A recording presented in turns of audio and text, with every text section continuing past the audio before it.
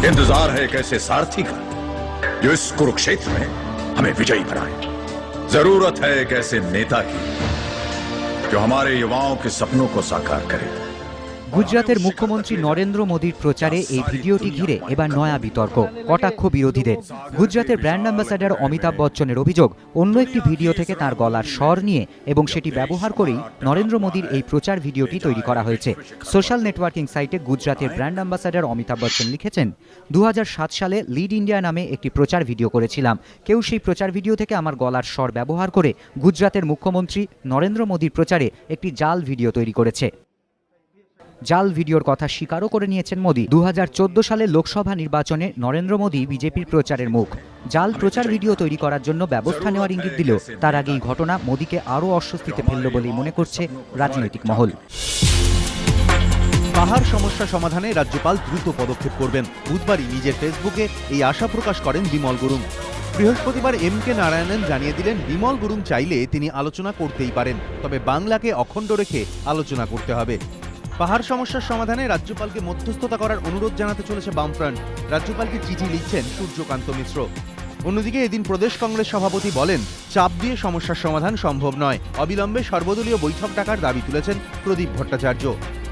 এমনিতেই পৃথক রাজ্যের দাবিতে গোর্খা জনমুক্তি মোর্চার আন্দোলন নিয়ে কড়া অবস্থান নিয়েছে রাজ্য।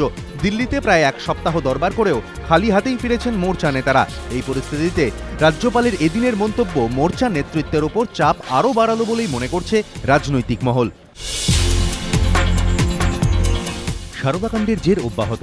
আমানতকারীদের টাকা ফেরতের দাবিতে শহরের একটি অর্থলগ্নি সংস্থার মালিককে অপহরণের অভিযোগ। উদ্ধার মুর্শিদাবাদের লালগোলা থেকে। পুলিশ সূত্রে খবর, 12ই আগস্ট মুর্শিদাবাদে যান ওই অর্থলগ্নি সংস্থার মালিক। সেখানে জেলার দায়িত্বপ্রাপ্ত রফিকুল ইসলামের সঙ্গে দেখা করেন। নসিপুরের একটি জমি বিক্রির 5 লক্ষ টাকা দিয়ে আমানতকারীদের টাকা ফেরত দেওয়ার নির্দেশ দেন।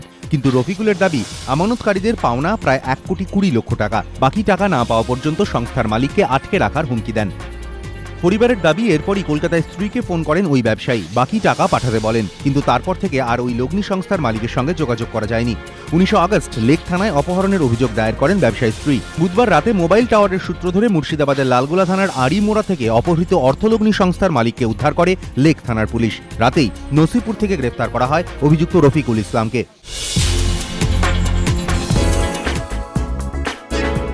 অবশেষে নিম্নচাপ মুক্ত কলকাতা। কয়েকদিনের টানা বৃষ্টির পর মেঘের কোলে হাসল রোদ। স্বস্তি নিঃশ্বাস ফেলল শহরবাসী। আলিপুর আবহাওয়া দপ্তর জানিয়েছে, নিম্নচাপ সরে গেছে মধ্যপ্রদেশের দিকে। এদিন তা অবস্থান করছে পূর্ব মধ্যপ্রদেশে। এ রাজ্যে নিম্নচাপের আর কোনো প্রভাব নেই বলে জানিয়েছে আলিপুর আবহাওয়া দপ্তর। আবহাওয়া দপ্তর জানিয়েছে, আগামী 24 ঘন্টায় রাজ্যের কোথাও ভারী বৃষ্টির সতর্ক বার্তা নেই। সকাল থেকে রোদ ঝলমলে আকাশ, মাঝে মধ্যে 2-1 পশলা বৃষ্টি।